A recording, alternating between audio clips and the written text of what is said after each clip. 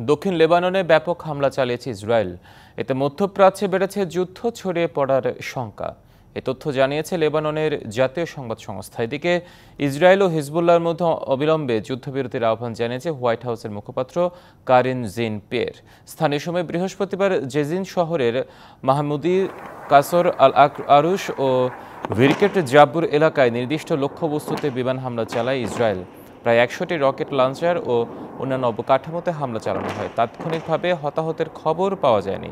গেল ২ দিনের টানা অভিযানে লেবাননে নিহত হয়েছে ৩৭ জন, আহত অনেকে। এই হামলার পর বৃহস্পতিবার হিজবুল্লাহর নেতা হাসান নাসরুল্লাহ বলেন, সিরিজ বিস্ফোরণের মধ্য দিয়ে সব সীমা লঙ্ঘন করেছে ইসরায়েল। অন্যদিকে হিজবুল্লাহকে চড়া মূল্য দিতে হবে বলে হুঁশিয়ারি দিয়েছেন ইসরায়েলের প্রতিরক্ষামন্ত্রী ইয়োভ গ্যালান্ট।